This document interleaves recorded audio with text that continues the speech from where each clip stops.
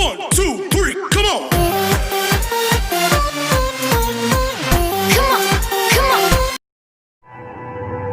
The mystery of the Titanic.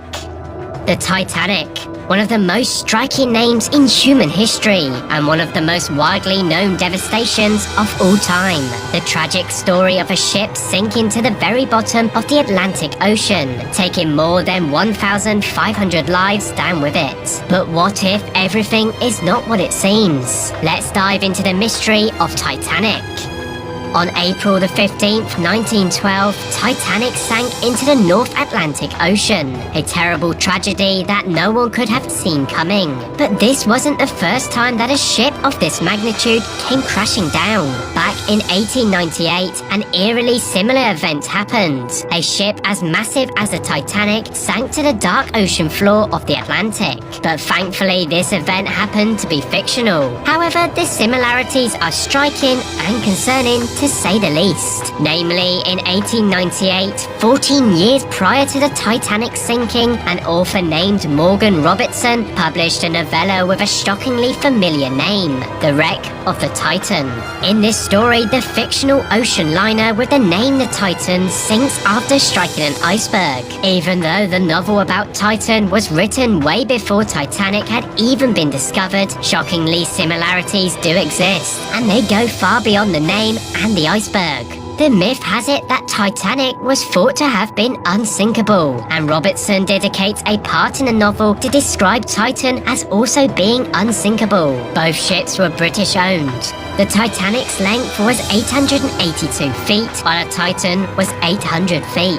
The speed at which the Titan crashed into the iceberg was 25 knots, while the Titanic was 22.5. The Titan had 2,500 passengers on board, and the Titanic had around 2,200, though both had capacity of 3,000. Both were hit on their starboard bow around midnight, and both severely lacked lifeboats. Titan had 24 and Titanic only had 20. Both ships sunk exactly 400 nautical miles from Newfoundland, though on different sides. Out of more than 41 million square miles of Atlantic Ocean, the author of The Wreck of the Titan chose exactly that location. And out of many possible reasons for a ship to sink, he chose the iceberg crash.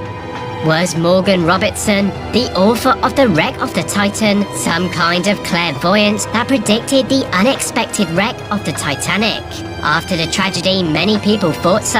A lot of conspiracy theories surfaced, and people were startled by how the author had predicted this. But Robertson brushed it off as saying that he had extensive knowledge of shipbuilding, which was true given that his father was a ship captain and he grew up as a cabin boy. But what if the man was indeed no seer, and the commonalities had to do with more of a sinister plan? Another theory suggests that the sinking of the Titanic was in fact planned, and there are some shocking pieces of evidence to back this up.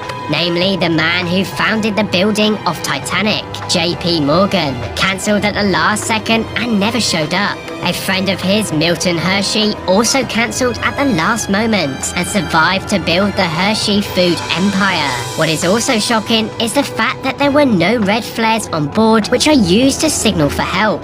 There were only white ones, which were used to signal that everything is fine. That is particularly strange given that the captain, Edward Smith, was one of the best captains of his time, and it would have been unthinkable that he took no precautions. But why would J.P. Morgan intentionally have the ship wrecked?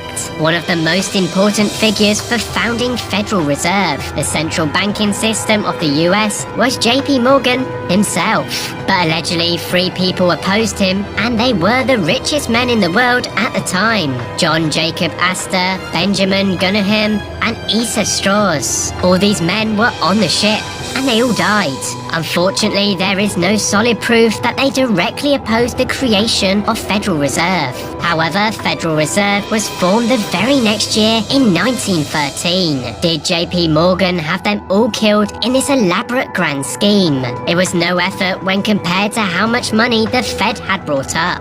Did he get the inspiration from Robertson's Titan and built a ship to get rid of the competition? Or was this all just a big coincidence and the Titanic sank unpredictably? Let us know what you think in the comment section below. And as always, Till next time.